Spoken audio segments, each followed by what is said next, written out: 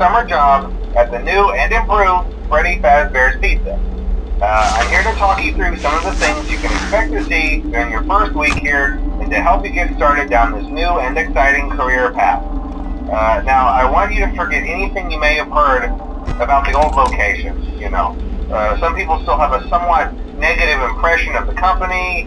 That old restaurant was kind of left to rot for quite a while, but I want to reassure you, Fazbear Entertainment is committed to family fun and above all, safety.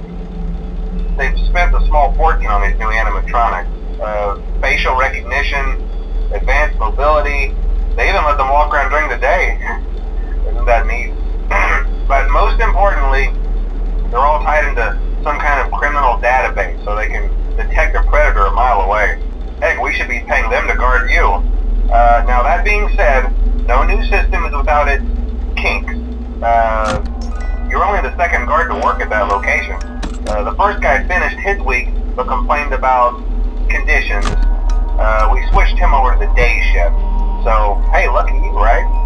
Mainly he expressed concern that certain characters seemed to move around at night and even attempted to get into his office. Now, from what we know, that should be impossible. That restaurant should be the safest place on Earth.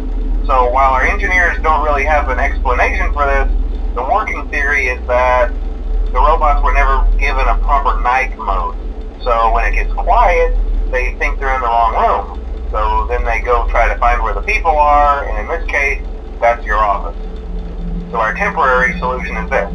There's a music box over by the prize counter, and it's rigged to be wound up remotely.